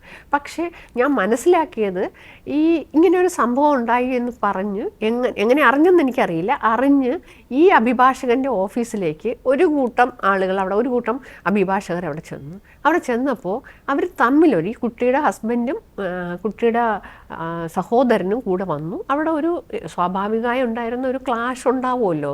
ഇപ്പം നമ്മുടെ വീട്ടിലുള്ള ഒരു കുട്ടിയെ ഇതുപോലെ അടിച്ചിട്ടുണ്ടെങ്കിൽ നമ്മൾ വെറുതെ വിടില്ല എന്നാണ് എൻ്റെ അഭിപ്രായം. എൻ്റെ വീട്ടിലല്ല, വേറൊരു വീട്ടിലുള്ള കുട്ടിയായാലും ഇങ്ങനെ അടിച്ചാൽ അതിന് വെറുതെ വിടണമെന്നൊരു അഭിപ്രായം എനിക്കില്ല. പണ്ടൊക്കെ ചുമരിൽ എഴുതിയിരുന്ന ഒരു മുദ്രാവാക്യം പാബ്ലോ നെരൂദയുടെ ആയിരുന്നു. അതായത് നഗരത്തിൽ ഒരു അക്രമം ഉണ്ടായാൽ അവിടെ വൈകുന്നേരത്തിനകം ഒരു കലാപമുണ്ടാകും, നഗരം കത്തിയെരിയും. ഇവിടെ ഒരു ചുക്കും സംഭവിച്ചില്ല. ഇവിടെ ഞാൻ ഈ നിയമം കയ്യിലെടുക്കാൻ പറയുകയല്ല, പക്ഷേ ഇപ്പം പറഞ്ഞ ഒരു അഭിപ്രായം ഉണ്ടല്ലോ, ആ അഭിപ്രായത്തിനനുസരിച്ച് ആര് പ്രതിഷേധിച്ചു? അല്ല, അത് തെറ്റാണ്. എന്താണെന്ന് വെച്ചാൽ അഭിഭാഷക സമൂഹം ഒറ്റക്കെട്ടായി ഇതിനെ അപലപിച്ചിരുന്നു. അതിനെ നമ്മൾ കാണുന്ന തരത്തിൽ അഭിഭാഷകർ എന്ന് പറഞ്ഞാൽ സീനിയർ അഭിഭാഷകരുണ്ട്, പക്വതയോടുകൂടി പെരുമാറുന്നുണ്ട്, എന്നെ പോലെ അവക്കുമായി ഇങ്ങനെ പ്രതികരിക്കുന്ന ആളുകളുണ്ട്. അവക്കൊന്നും പറയാൻ പറ്റില്ല. ഈ വിഷയത്തിൽ ഗീന എടുത്ത ഒരു സ്റ്റാൻഡാണ് ഇത് സമൂഹത്തിന്റെ ശ്രദ്ധയിലേക്ക് വന്നത്. പക്ഷേ പല ആളുകളും പറയുന്നു ഞാൻ വളരെ വികാരപരമായിട്ടാണ് ഇതിനെ സമീപിച്ചത്, എനിക്ക് വികാരം കൊണ്ടു. ഈ വിഷയത്തിൽ വികാരം കൊള്ളായിരുന്നു, ഞാൻ മനുഷ്യൻ അല്ലേ. അതുപോട്ടെ, അതിന് ഞാൻ പറഞ്ഞത് ഒരു പ്രതിഷേധം ഉണ്ടായി. ഞാൻ മനസ്സിലാക്കുന്നത് ഞാൻ ഈ ഹോസ്പിറ്റലിൽ നിൽക്കുന്ന സമയത്ത് തന്നെ ഒരുപാട് അഭിഭാഷകർ അവിടെ കൂടി. മറ്റൊന്ന് ഈ കോടതിയുടെ മുന്നിലാണെന്ന് തോന്നുന്നു സഖാവ് TN സീമയുടെയൊക്കെ നേതൃത്വത്തിൽ മീനാംബിക ഈ മഹിളാ അസോസിയേഷൻ്റെ നേതൃത്വത്തിൽ വലിയൊരു പ്രക്ഷോഭം നടന്നു. എന്തായാലും ഇടതുപക്ഷ സഹയാത്രികരെല്ലാം തന്നെ ഒരു പക്ഷേ ക്യാമ്പസിനകത്ത് ഇടതുപക്ഷ ആഭിമുഖ്യമുള്ള ലോയേഴ്സ് യൂണിയൻ തൊട്ടടുത്ത ദിവസം വളരെ ഗംഭീരമായിട്ടുള്ള പ്രതിഷേധം സംഘടിപ്പിച്ചു. പ്രസ്താവനയല്ല, ബാർ അസോസിയേഷൻ്റെ മുന്നിൽ വലിയൊരു പ്രൊട്ടസ്റ്റ് പോലെ രേഖപ്പെടുത്തി. അതിൽ തന്നെ അതിനകത്ത് അഭിപ്രായ വ്യത്യാസമുണ്ട്. ഈ ഇടതുപക്ഷക്കാരും വലതുപക്ഷ സമൂഹവും എല്ലാം അവിടെ ചേരുന്നതാണല്ലോ ബാർ അസോസിയേഷനും എല്ലാം. അവിടെ ഒരു പെൺകുട്ടി തന്റെ സീനിയറിന്റെ ക്രൂരമർദ്ദനമേറ്റ് താഴെ വീണു, ആശുപത്രിയിൽ പോകുന്നു, ആരുമില്ല, ഒറ്റയ്ക്ക്. അവിടെ നേരത്തെ ഗീന പറഞ്ഞതുപോലെ പിന്നീട് ഗീന അവിടെ എത്തുകയും അതിനുശേഷമാണ് ബാക്കി സംഭവങ്ങൾ. പണ്ടൊക്കെ നേരത്തെ ഗീന പറഞ്ഞ അഭിപ്രായം പോലെ തന്നെ ഇതിൽ പ്രതികരിക്കുന്ന ഒരു ശക്തമായ സമൂഹം ഉണ്ടായിരുന്നു. അതിപ്പോൾ ഇടതുപക്ഷമായാലും വലതുപക്ഷമായാലും ആരായാലും. ഇപ്പോൾ ഓഫീസ് അടിച്ച് തകർക്കണമെന്നല്ല ഞാൻ പറയുന്നത്, പക്ഷേ നിയമം കയ്യിലെടുക്കരുത്, പക്ഷെ എന്നാലും ഒരു പ്രതികരണം ഉണ്ടാകുമായിരുന്നു. ഇപ്പോഴും അത്തരത്തിലുള്ള പ്രതികരണം ഇല്ല എന്ന അഭിപ്രായം എനിക്കില്ല. പ്രതികരണം ഉണ്ടായി. അവിടെ ബാർ അസോസിയേഷൻ്റെ ഫ്രണ്ടിൽ വനിതാ അഭിഭാഷകരുടെ ഒരു കൂട്ടായ്മ ഉണ്ടായി, ഇടതുപക്ഷ അഭിഭാഷക സംഘടനയുടെ കൂട്ടായ്മ ഉണ്ടായി. അപ്പോൾ അതിനകത്ത് അങ്ങനെ ഒരു ഇത് നടക്കുന്നുണ്ട്. പക്ഷേ എങ്കിൽ പോലും എല്ലാ മേഖലയും ഉള്ളതുപോലെ ഒരുപാട് ഫണ്ടമെൻ്റലിസ്റ്റുകൾ അവിടെയും ഉണ്ട്. ഈ അഭിഭാഷക കൂട്ടായ്മ നടത്തുന്നതിനെതിരെ, ഈ വനിതാ കൂട്ടായ്മ നടത്തുന്നതിനെതിരെ ഇതൊക്കെ പൊതിഞ്ഞു വച്ച് രഹസ്യമായി പരിഹരിക്കേണ്ടതാണ്. ഇതിനകത്തുള്ള മൂല്യച്യുതികൾ പുറത്തു വരരുത്, അകത്ത് തന്നെ തീർക്കണം എന്ന അഭിപ്രായമുള്ള കുറേ ആളുകൾ അതിനകത്തുണ്ട്, ബാറിനകത്തുണ്ട്. അത് എന്താണ്, അത് രഹസ്യമല്ല, അത് പരസ്യമാണ്. അല്ല, ഗീന വികാരപരമായി നേരിട്ടു എന്ന് പറഞ്ഞ കണക്ക് പലരും അങ്ങനെ ചോദിച്ചോ ഗീനയോട്, എന്തിനാണ് ഇത്രയും ഇതിൽ സജീവമായി ഇടപെട്ടു? വളരെ കാര്യം, ഒരുപാട് ആളുകൾ എന്താണ്, എനിക്ക് വിഷമം തോന്നിയത് ഞങ്ങളുടെ അഭിഭാഷകരായിട്ടുള്ള ആളുകളാണ് ചോദിച്ചത്. പുറത്തുള്ള ആളുകൾ ആരും കുറ്റപ്പെടുത്തിയില്ല. എൻ്റെ വീട്ടിലുള്ളവരോ എൻ്റെ നാട്ടിലുള്ളവരോ എൻ്റെ സഹപ്രവർത്തകരായിട്ടുള്ള ആളും കുറ്റപ്പെടുത്തിയില്ല. പക്ഷേ ചില വനിതാ അഭിഭാഷകർ എന്നെ എന്തിനാ ഇങ്ങനെ ചേർത്ത് പിടിച്ചു കൊണ്ടുപോകുന്നത്? ഞാൻ ഈ അഭിഭാഷകയല്ല, എൻ്റെ ജീവിതത്തിൽ ഞാൻ എന്നെ ഇങ്ങനെ പ്രൊജക്റ്റ് ചെയ്യുന്നു എന്ന് വിചാരിക്കരുത്. വിദ്യാർത്ഥി സമര സമയത്തായാലും ശരി, ഞാൻ ബാലസംഘത്തിലൂടെ സംഘടനാ പ്രവർത്തനം, ആ സമയത്ത് ഞങ്ങൾക്ക് ഇതൊന്നുമില്ല. പക്ഷേ വിദ്യാർത്ഥി സംഘടനാ പ്രവർത്തനത്തിൻ്റെ ഭാഗമായി വളരെ കലാപകലുഷിതമായ ക്യാമ്പസ് അന്തരീക്ഷം ഉണ്ടാകുമ്പോൾ അവിടെ അടിയേറ്റ് വീഴുന്ന ആണാണോ സ്ത്രീ എന്നും ഞാൻ നോക്കിയിട്ടില്ല. നിലമേൽ NSS കോളേജിൽ എൻ്റെ മുന്നിലിട്ട് അജേഷ് എന്ന് പറയുന്ന ഒരു സഖാവിനെ കുത്തുമ്പോൾ ഞാനാണ് ഓടിച്ചെന്ന്, ഞാൻ ഉൾപ്പെടെയുള്ള രാജേഷ് കൂടെയാണ് ഓടിച്ചെന്ന് എടുത്തത്. അന്നാണ് ആദ്യമായിട്ടൊരു മനുഷ്യനെ പച്ചയ്ക്ക് മുന്നിലിട്ട് കുത്തുന്ന കണ്ടപ്പോൾ വല്ലാതെ സങ്കടം വന്നുപോയി. അവിടെ മുതൽ ഇത്തരം സംഘർഷ മേഖലകളിൽ പോയ ഒരനുഭവത്തിൽ നിന്നാണ് ഞാൻ പറയുന്നത്. അവിടെയും അത് കഴിഞ്ഞ് വിദ്യാർത്ഥി സംഘടനാ പ്രവർത്തനം നിർത്തിക്കഴിഞ്ഞ് ഞാനൊരു ദിവസം എൻ്റെ വിദ്യാർത്ഥി സംഘടന കാലഘട്ടം കഴിഞ്ഞ് ഞാൻ പ്രാക്ടീസ് ചെയ്യുന്ന തുടങ്ങി. ഞാനൊരു അഭിഭാഷകയായി പോങ്ങുമ്പോഴാണ് ഫാമിലി കോടതി നിൽക്കുമ്പോഴാണ് സിന്ധു ജോയിയും സീനയും അടക്കമുള്ളവരെ എഞ്ചിനീയറിംഗ് കോളേജിൽ അവിടെ ടിയർ ഗ്യാസ് ഷെല്ല് പൊട്ടിച്ച. എനിക്കൊരു ചെറിയ സ്കൂട്ടർ ഉണ്ടായിരുന്നു, ഞാൻ അതും എടുത്ത് നേരെ പോയി, ആരോടും ചോദിച്ചിട്ടില്ല. ആ ഉള്ളിലുള്ള ആ ഒരു വികാരം കൊണ്ടാണ് ഞാൻ നേരെ പോയപ്പോൾ ആലപ്പുഴ ജില്ലാ സെക്രട്ടറി ആയിരുന്ന സീനയെ തലയ്ക്ക് തിരിച്ച് വല്ലാത്ത അവസ്ഥയിൽ കിടക്കുക. ഞാനും കൂടെയാണ് ആ ഹോസ്പിറ്റലിൽ പോയത്. അതിനുശേഷവും അതുപോലെ അത് ഇപ്പോൾ പറയും നിങ്ങളുടെ സംഘടനയാണ്, അങ്ങനെയല്ല. കോടതി ക്യാമ്പസിനകത്ത് വന്ന ശേഷമുള്ള ഒരു അനുഭവം ഞാൻ പറയാം. ഒരു 10 വർഷം മുമ്പാണെന്ന് തോന്നുന്നു, അതുവഴി ലോട്ടറി വിൽപ്പനക്കാരിയായിട്ടുള്ളൊരു സ്ത്രീ ഇങ്ങനെ അതിനകത്ത് ലോട്ടറി വിൽപ്പന, ഒരു സ്ത്രീയല്ല, കുറച്ചൊരു അമ്മ, ഒരു പ്രായമുള്ള ആ അമ്മ എല്ലാം വളരെ ഇതായിട്ട് അവരിങ്ങനെ നടന്നു പോയപ്പോൾ വണ്ടി കൊണ്ടിടിച്ചിട്ടാണോ എന്ന് എനിക്ക് തോന്നുന്നു, എങ്ങനെയാണെന്ന് അറിയില്ല, അവർ മറിഞ്ഞു വീണു. അതോ ഇനി കാല് തട്ടിയിട്ടാണ്, നെറ്റി പൊട്ടിയിട്ടുണ്ട്. അങ്ങനെ കിടക്കുന്ന ഒരാളെ ഞങ്ങൾ വന്ന് പിടിച്ചെഴുന്നേൽപ്പിച്ചു. അപ്പോഴും ഇപ്പോൾ ഇവരോടൊപ്പം നിൽക്കുന്ന പല അഭിഭാഷകരും ഇത് കണ്ടിട്ടുണ്ട്. പക്ഷേ അവരെ ഹോസ്പിറ്റലിൽ കൊണ്ടുപോകാനൊക്കെ ചിലപ്പോൾ നമ്മുടെ നാട്ടിൽ റോഡ് ആക്സിഡന്റ് നടന്നാൽ പലരും വണ്ടി നിർത്താതെ പോകുമല്ലോ. അതുപോലെ ഞാൻ അവിടെ ചെന്നപ്പോൾ ഇപ്പോൾ എൻ്റെ കൂടെ അല്ല ഷജിന എന്ന് പറയുന്ന ഷജിന മരിച്ചുപോയി, ക്യാൻസർ പേഷ്യൻ്റ്, ക്യാൻസർ ഒന്ന് മരിച്ചുപോയതാ. കരീം സാറിൻ്റെ ജൂനിയർ ആയിരുന്ന അഡ്വക്കേറ്റ് ഷജിന എന്നോട് പറഞ്ഞു, ചേച്ചി നമുക്ക് ഹോസ്പിറ്റലിൽ കൊണ്ട് അപ്പോൾ ഷജിന എന്നോട് പറഞ്ഞത്, എൻ്റെ വണ്ടി ഇവിടെ കിടപ്പുണ്ട്, എനിക്ക് കൈ വിറയ്ക്കുന്നു. ആ ഷജിനയുടെ ഒരു ഓൾട്ടോ ചുവന്ന കാറ് ഞാൻ ഡ്രൈവ് ചെയ്ത് ഷജിനയും ഞാനും കൂടെ ഈ സ്ത്രീയെ ഇതിനകത്ത് കയറ്റി ജനറൽ ഹോസ്പിറ്റലിൽ കൊണ്ടുപോയി. ഇതുപോലെ തന്നെ അന്ന് നെറ്റി പൊട്ടിയിട്ടുണ്ട്. അവിടെ അവർ സ്റ്റിച്ച് ചെയ്യുന്നതിന് മുമ്പേ സ്കാൻ ചെയ്യാൻ പറഞ്ഞു. സ്കാൻ ചെയ്തിട്ട് തിരിച്ചു കൊണ്ടുവന്ന് അവരെ കിടത്തി ഞങ്ങളെ കൊണ്ട് ചെയ്യാവുന്ന സഹായം എല്ലാം ചെയ്തൊരു എനിക്കൊന്ന് ഒരു 3-4 മണിക്കൂർ ശേഷമാണ് അവരുടെ മകൻ നേമത്തോ മറ്റോ ഉള്ളതാണ് വരുന്നത്. അപ്പോൾ ഇത് അഭിഭാഷകയായാലും ശരി, അല്ലാത്തൊരു സ്ത്രീ ആയാലും ശരി, തൊഴിലാളി ആയാലും ശരി, പുരുഷനായാലും ശരി, എൻ്റെ മുന്നിൽ വെച്ച് ഇങ്ങനൊരു സംഭവം നടന്നാൽ അതിനെ സഹായിക്കുക എന്നത് അല്ലാതെ അതാണ് തീർച്ചയായും. ഈ ചോദിച്ച ആളിന് നാളെ ഒരു വിഷമം വന്നാൽ തീർച്ചയായും അവിടെ കൊടിയുടെ നിറമോ അല്ലെങ്കിൽ ജാതിയോ മതമോ പ്രായമോ ഒന്നും നോക്കൂല, അവരുടെ കൂടെ ഞാൻ തീർച്ചയായിട്ടും ഉണ്ടാവും. ഈ ശ്യാമിലിയുടെ സംഭവം ഇപ്പോൾ പുറത്തു വന്നെങ്കിൽ ഇതുപോലുള്ള ഒരുപാട് സംഭവങ്ങൾ ഈ രംഗത്ത് നടക്കുന്നുണ്ട്. മാത്രമല്ല ജൂനിയർ അഭിഭാഷകർ എന്ന് പറയുന്ന ഒരു സമൂഹം ഒരുപാട് പ്രശ്നങ്ങൾ നേരിടുന്നുണ്ട്. പറഞ്ഞു കേട്ടുള്ള ഞാൻ നേരത്തെ സൂചിപ്പിച്ച ഒരുപാട് മാന്യ വ്യക്തികളായിട്ടുള്ള പ്രഗത്ഭരായിട്ടുള്ള സീനിയർമാരുള്ള ഒരു രംഗമാണിത്. പക്ഷേ ഒരു ചുരുക്കം ചില ആൾക്കാർ ഇപ്പോൾ ഇവരെ ചായ മേടിക്കാൻ വിടുന്നു, വീട്ടുജോലി ചെയ്യിക്കുന്നു, ഇങ്ങനെയൊക്കെയുള്ള ഇപ്പോൾ കഴിഞ്ഞ ദിവസം അഡ്വക്കേറ്റ് ടി ബി മിനി പറഞ്ഞ ലൈംഗിക അതിക്രമങ്ങൾ ഉണ്ടാവുന്നുണ്ട്, അശ്ലീല സംഭാഷണങ്ങൾ ഉണ്ടാവുന്നുണ്ട്. എന്ത് പറയും? തീർച്ചയായും അത്തരം കാര്യങ്ങളൊന്നും അങ്ങനെ ചായ വാങ്ങാൻ അവിടെ ക്ലർക്കന്മാർ പോകുന്നുണ്ട്. അല്ലാതെ ജൂനിയർ അഭിഭാഷക എൻ്റെ അനുഭവത്തിൽ ഞാൻ വളരെ തുറന്നു പറയുകയാണ്. തിരുവനന്തപുരം ബാറിനെ കുറിച്ചാണ് എനിക്ക് കൂടുതലായിട്ട് അറിയാം. തിരുവനന്തപുരം നെടുമങ്ങാട് ബാർ അസോസിയേഷനെ സംബന്ധിച്ച് ബാറിനകത്തുള്ള കാര്യങ്ങൾ അറിയാം. അവരെ ഈ ചായ വാങ്ങാൻ വിടുന്നുണ്ടോ അത്തരം കാര്യങ്ങളൊന്നുമില്ല. പക്ഷേ തീർത്തു പറയാൻ പറ്റും. തീർത്തു പറയാൻ പറ്റും. എൻ്റെ അനുഭവത്തിൽ 25 വർഷക്കാലത്തെ അനുഭവത്തിൽ അതെനിക്ക് തീർത്തു പറയാൻ പറ്റും. പക്ഷേ ഒരു കാര്യം, അവർക്ക് ഓഡിക്കേറ്റായിട്ടുള്ള വേതനം ലഭ്യമല്ല. അഭിഭാഷകർ, വനിതാ അഭിഭാഷകർ നേരെ ഒരുപാട് ബുദ്ധിമുട്ടുകൾ ഉണ്ട്. അതിന് പരിഹരിക്കാൻ ഇതുപോലെ അഭിഭാഷക സംഘടനകളുടെ സമ്മേളനങ്ങളിലൊക്കെ ഞങ്ങൾ വളരെ ഘോരഘോരം വാദിക്കുന്നുണ്ട്. നടക്കുന്നുണ്ട്. ഈ നമ്മൾ ഒറ്റയടിക്ക് ഇതെല്ലാം മാറ്റാൻ കഴിയില്ലോ. വളരെ പടിപടിയായി തിരുവനന്തപുരം ബാർ അസോസിയേഷനിൽ ഇപ്പോൾ വളരെ കംഫർട്ടബിൾ ആയിട്ടുള്ള ലേഡീസ് റൂമുണ്ട്, അവിടെ വെയിറ്റിംഗ് റൂമുണ്ട്. പുറത്തുനിന്നുള്ള ഒരു അഭിഭാഷകയ്ക്ക് വന്നാൽ അവരുടെ ഡ്രസ്സെല്ലാം വെച്ച് അങ്ങനെ അത്തരത്തിലുള്ള ലേഡീസ് റൂമിൽ വന്നിരുന്ന് ചർച്ച ചെയ്ത് തീർക്കാമായിരുന്നില്ലേ എന്ന് ചോദിക്കുന്നവരല്ലേ മെജോറിറ്റി. അങ്ങനെ ചോദിക്കുന്ന മെജോറിറ്റി ഇല്ലെങ്കിലും അങ്ങനെ ചോദിക്കുന്ന ഒരു ചെറിയ ഗ്രൂപ്പ് അതിനകത്തുണ്ട് എന്നത് ഒരു വലിയ ചെറിയ ഗ്രൂപ്പ് ഒരു വലിയ ചെറിയ ഗ്രൂപ്പ് അല്ല ശക്തി. ആ ചെറിയ ഗ്രൂപ്പാണ്, അതൊരു വലിയ ശക്തിയാണ്.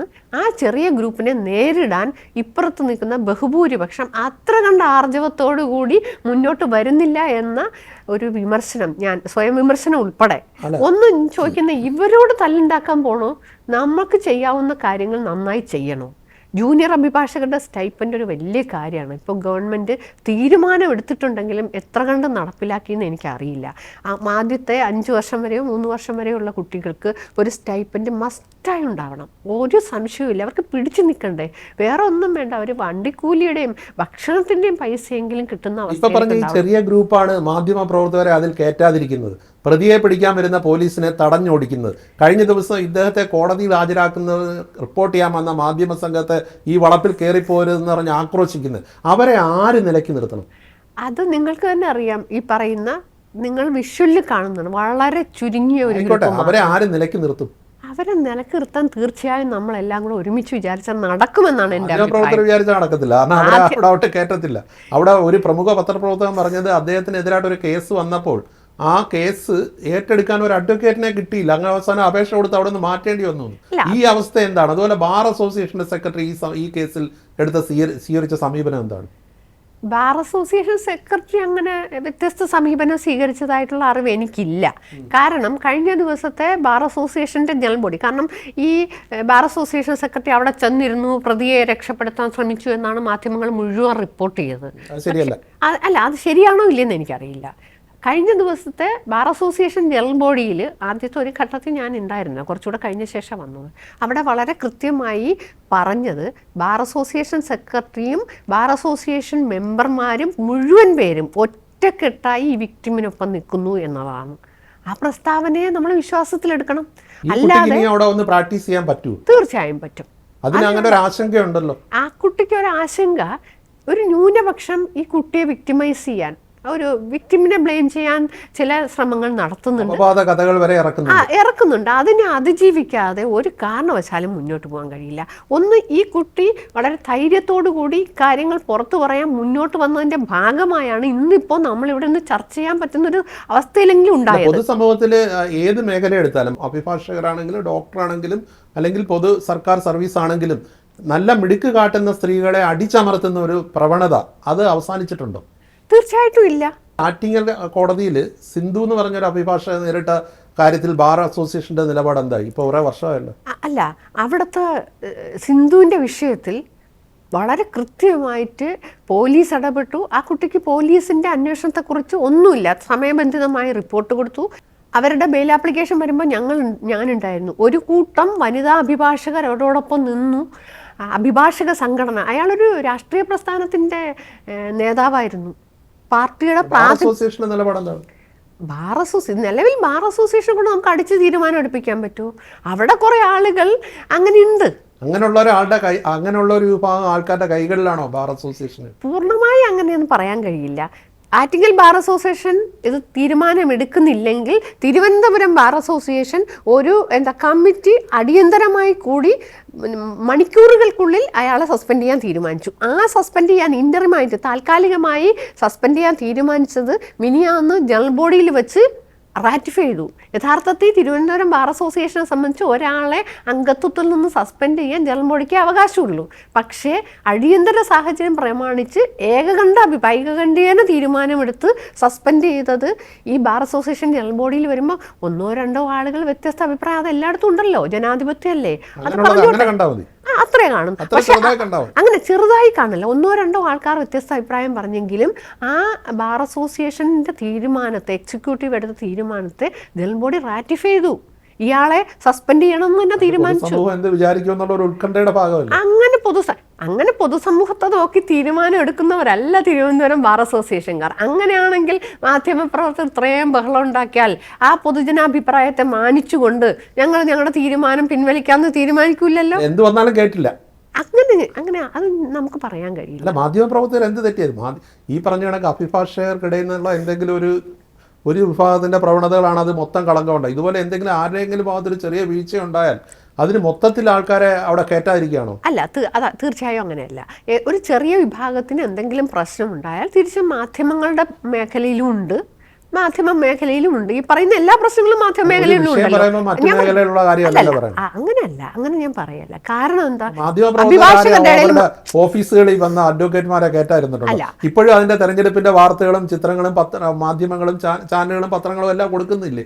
അങ്ങനെ ഒരു ബോയ്ക്കോട്ട് ഇല്ലല്ലോ. അല്ല, ബോയ്ക്കോട്ട് ഈ അഭിഭാഷകരെ മാധ്യമങ്ങൾ കാണിക്കുന്നില്ല. മാധ്യമങ്ങളുടെ റോൾ എന്താണ്? ആ റോളിനെ വളരെ കൃത്യമായി പ്രതിഫലിപ്പിക്കുന്ന ഇടപെടലാണ് അവർ നടത്തിക്കൊണ്ടിരിക്കുന്നത്. മാധ്യമങ്ങളുടെ റോൾ എന്ന് പറയുന്നത് ഇപ്പൊ കേസ് അവിടെ ഒരു വിധി വരുന്നു, അത് വളച്ചൊടിക്കുമോ മാധ്യമം? ഇല്ലല്ലോ. റിപ്പോർട്ട് ചെയ്യാൻ അവസരം ഇല്ല, എന്നിട്ട് റിപ്പോർട്ട് ചെയ്യുന്നു. അതെ, ആ റിപ്പോർട്ട് ചെയ്യേണ്ടത് അഭിഭാഷകർക്ക് വേണ്ടിയല്ല.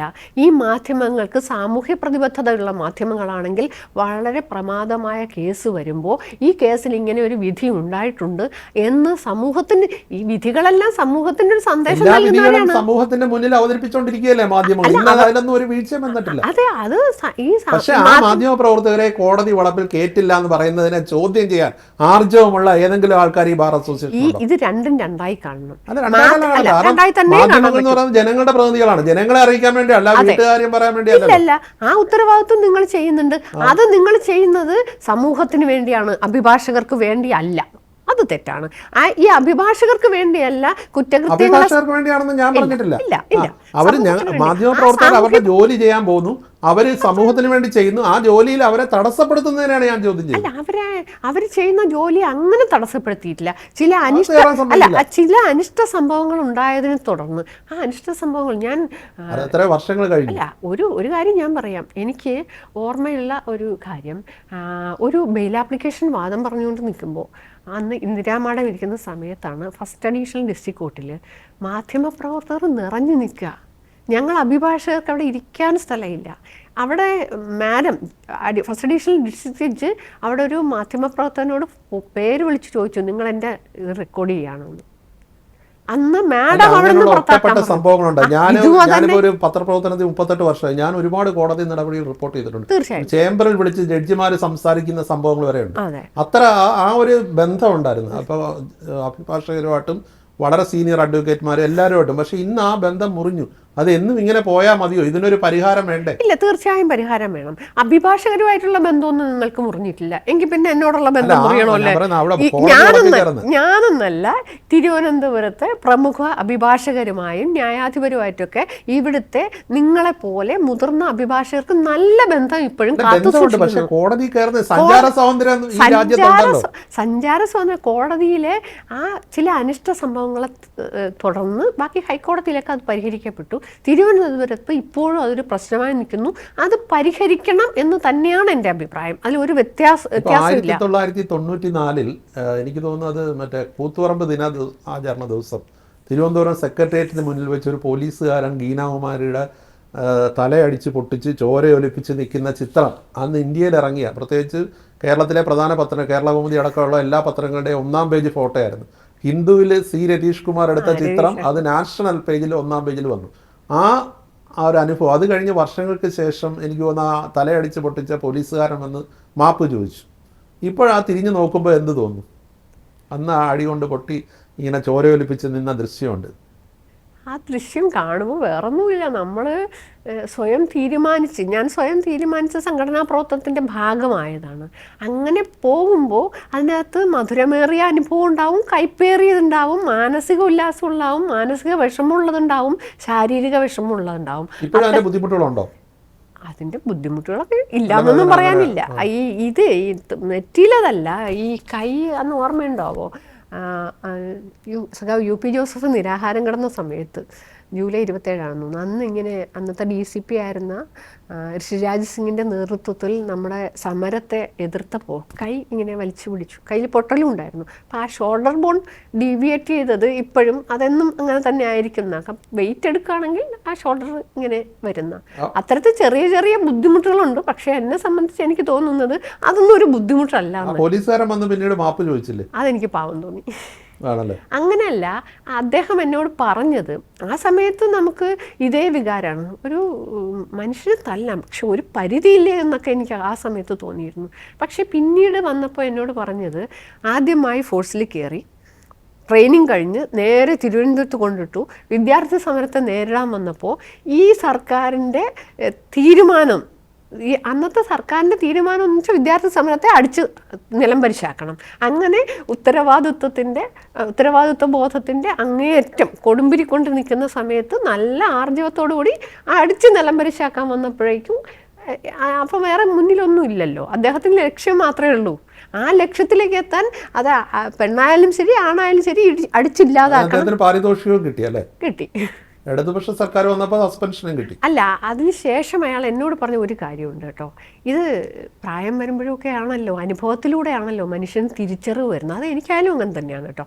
അപ്പോൾ ഇദ്ദേഹം എന്നോട് പറഞ്ഞത്, അന്ന് അദ്ദേഹത്തിൻ്റെ ആദ്യമായി അയാളുടെ കുപ്പായത്തിൽ ചോര തെറിച്ചു. പിന്നെ അയാൾ ഒരാളെയും അടിച്ചിട്ടേയില്ല.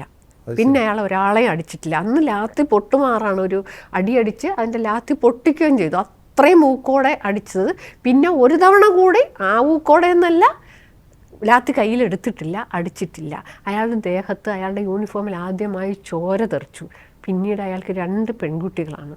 അയാൾ പിന്നീട് എപ്പോഴും ആലോചിക്കുമായിരുന്നു. കുറേ കാലത്തിന് ശേഷം, ഇതിപ്പോൾ ഒരു 2-3 വർഷങ്ങൾ, ഒരു 4-5 വർഷത്തിന് മുന്നേ നമ്മുടെ പാലക്കാട് ജില്ലാ പഞ്ചായത്ത് പ്രസിഡന്റ് സുബൈദ ഇസാക്കിനോട് ഇയാൾ പറഞ്ഞു, എനിക്ക് ഇവരെ കാണണം, ഒന്ന് സംസാരിക്കണം എന്നൊക്കെ. അപ്പോൾ സുബൈദ എന്നോട് പറഞ്ഞു, ഞാൻ പറഞ്ഞു അതൊന്നുമില്ല, അയാളുടെ പണി ചെയ്തു, ഞാൻ എൻ്റെ പണി ചെയ്തു. നാളെ കാലത്തെ സമരമുഖത്ത് വന്നാൽ സമരം ചെയ്യുമ്പോൾ അടിക്കുന്നെങ്കിൽ അടികൊള്ളും, അതൊക്കെ വേറെ കാര്യം.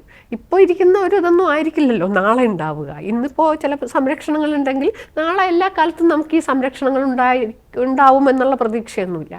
അങ്ങനെ അപ്പോൾ അയാൾ വിചാരിച്ചത്, എനിക്ക് ഈ ദേഷ്യമെല്ലാം ഉള്ളത് കൊണ്ടാണ് എനിക്ക് കാണണ്ടെന്ന് പറയുന്നത്.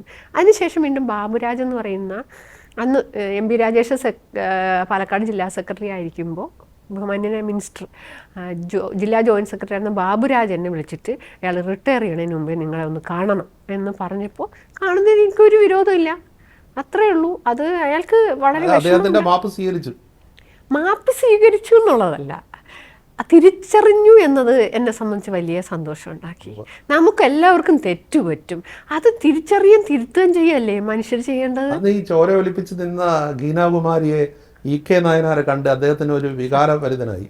ഈ ശിവദാസ് മേനോൻ, ചടയൻ ഗോവിന്ദൻ, ഇവരെല്ലാം സുശീല ഗോപാൽ, ഇവരെല്ലാം ചേർത്ത് പിടിച്ച SFIയുടെ തീപ്പൊരി സംസ്ഥാന ജോയിന്റ് സെക്രട്ടറി, മുൻ സർവകലാശാല യൂണിയൻ ചെയർപേഴ്സൺ, പാർട്ടിയിൽ ഇപ്പോഴും ഒരു ബ്രാഞ്ച് കമ്മിറ്റിയിലേ ഉള്ളൂ. ഈ അടുത്തിടെയാണ് ജനാധിപത്യ മഹിളാ അസോസിയേഷൻ്റെ കേന്ദ്ര കമ്മിറ്റിയിലേക്ക് വന്നത്.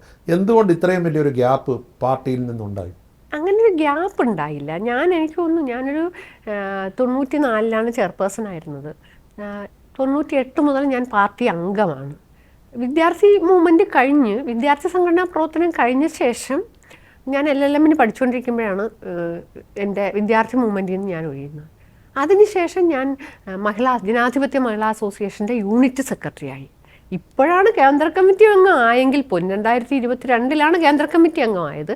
പക്ഷേ എനിക്ക് തോന്നുന്നു 2001-ൽ യൂണിറ്റ് സെക്രട്ടറി ആയി. അതിനുശേഷം വില്ലേജ് ജോയിൻറ്റ് സെക്രട്ടറി ആയി, പാളയം ഏരിയ ജോയിൻറ്റ് സെക്രട്ടറി ആയിരുന്നു. 9 വർഷത്തോളം തിരുവനന്തപുരം ജില്ലാ ജോയിൻറ്റ് സെക്രട്ടറി ആയിരുന്നു. സംസ്ഥാന കമ്മിറ്റിയിൽ കുറേ നാളുണ്ടായിരുന്നു. അങ്ങനെ തീർച്ചയായും പടിപടിയായിട്ടുള്ള ഉത്തരവാദിത്തം, ഇതൊക്കെ ഉത്തരവാദിത്തങ്ങൾ ഏൽപ്പിക്കലാണല്ലോ. പടിപടിയായിട്ടുള്ള ഒരു ഗ്രാഫ് മുകളിലോട്ട് തന്നെ പോയി എന്ന് തന്നെയാണ് എൻ്റെ അഭിപ്രായം. മറ്റൊരു കാര്യം, പാർട്ടി അംഗത്വത്തെ സംബന്ധിച്ച് ഞാനൊരു ഫുൾ ടൈമറല്ല, ഹോൾ ടൈമറല്ല. ഞാൻ ഈ മുഴുവൻ സമയ സംഘടനാ പ്രവർത്തനകയല്ല എന്നതുകൊണ്ട് തന്നെ എൻ്റെ പ്രൊഫഷനെ ഒരു രീതിയിൽ കൊണ്ടുപോകുന്നു. ആ പ്രൊഫഷനിലേക്ക് കോൺസെൻട്രേറ്റ് ചെയ്യുമ്പോൾ സ്വാഭാവികമായും ഒരു ഹോൾ ടൈമർ ആവാൻ അങ്ങനെ ഉണ്ടായിട്ടില്ല. ഹോൾ ടൈമർ ആവേണ്ടി വരുന്ന സാഹചര്യത്തിൽ അത് ആവാനും മടിയില്ലായിരുന്നല്ലോ. എന്നെ സംബന്ധിച്ച് എന്നെ പ്രസ്ഥാനം ഏൽപ്പിച്ചിട്ടുള്ള ചുമതല ഏറ്റവും എന്നെക്കൊണ്ട് പറ്റാവുന്ന, എല്ലാവർക്കും എന്നെക്കൊണ്ട് പറ്റാവുന്ന രീതിയിലെല്ലാം ചെയ്തിട്ടുണ്ടെന്നാണ് എനിക്ക് അഭിപ്രായം. പക്ഷെ മറ്റൊരു കാര്യമുണ്ട്, എല്ലാ കാലത്തും ഈ അടിയും പ്രശ്നമൊന്നുമില്ല. ഇപ്പോൾ വരുന്ന കുറേയേറെ എനിക്ക് ശേഷം വന്ന വിദ്യാർത്ഥി സംഘടനാ പ്രവർത്തനത്തിൽ വന്നവർക്ക് ഞങ്ങളെപ്പോലെ നിരന്തരം ക്യാമ്പസുകളിലോ അല്ലെങ്കിൽ തെരുവിലോ ഏറ്റുമുട്ടേണ്ട സാഹചര്യം വരുന്നില്ല. അതുകൊണ്ട് അവരെല്ലാം അല്ലെങ്കിൽ ഈ പ്രവർത്തന മികവ് കാണിച്ചില്ല എന്ന അഭിപ്രായമില്ല. മറ്റൊരു കാര്യം, ഒരു കേഡറെ ഏത് മേഖലയിലാണ് നിർത്തേണ്ടത് എന്ന് തീരുമാനിക്കാൻ ശേഷിയുള്ള ഒരു പ്രസ്ഥാനത്തിൻ്റെ ഭാഗമാണ് ഞാൻ. ഒരുപക്ഷെ എൻ്റെ പ്രസ്ഥാനം തീരുമാനിച്ചിട്ടുണ്ടാവും, ഒരു അഭിഭാഷക എന്ന രീതിയിൽ അംഗീകരിച്ചിട്ടുണ്ട്. അതുകൊണ്ടൊരു പൊളിറ്റിക്കൽ അപ്പോയിൻമെൻ്റാണ് ജില്ലാ ഗവൺമെൻറ് ലീഡർ. അതൊരു അംഗീകാരം തന്നെയാണ്. LLM കഴിഞ്ഞിട്ട് family courts of Kerala and gender justice എന്ന വിഷയത്തിൽ നാഷണൽ ലോ സ്കൂളിൽ നിന്ന് PhD നേടി. SFI നേതാവായിരുന്ന നന്ദനാണ് ഭർത്താവ്. മക്കൾ ഒരു മോനാണുള്ള. അവൻ നാഷണൽ സ്കൂളിൽ നിന്ന് തന്നെ LLB കഴിഞ്ഞു, ഇപ്പം PG തുടങ്ങിയിട്ടുണ്ട്. ഈ വഴി തന്നെയാണ്. പ്രാക്ടീസിന് വലിയ താല്പര്യമില്ല, അക്കാദമിക് മേഖലയിൽ മുന്നേറാനാണ് അദ്ദേഹത്തിന് താല്പര്യം എന്ന് തോന്നുന്നു. അതും ഇതുപോലെ തന്നെ ഞങ്ങൾ രണ്ടുപേർക്കും അവനവൻ്റെ താല്പര്യങ്ങളും മോൻ്റേതായ താല്പര്യങ്ങളും. ഇതിനോടകം പല രംഗത്തും പല രീതിയിൽ ശ്രദ്ധ ആകർഷിച്ചിട്ടുണ്ടെങ്കിലും 94-ന് ശേഷം വീണ്ടും താൻ സ്വയം അനുഭവിച്ച ആ ഒരു സംഭവത്തിൽ നിന്ന് മറ്റൊരു സ്ത്രീ അനുഭവിച്ച വേദനയെ പൊതുസമൂഹത്തിലേക്ക് കൊണ്ടുവന്നു. ആ രീതിയിൽ വീണ്ടും ഗീനാകുമാരി കേരളത്തിൻ്റെ മൊത്തം ചർച്ചയായി. എന്തായാലും വളരെ നന്ദി സംസാരിച്ചതിൽ. എല്ലാ ആശംസകളും. Thank you.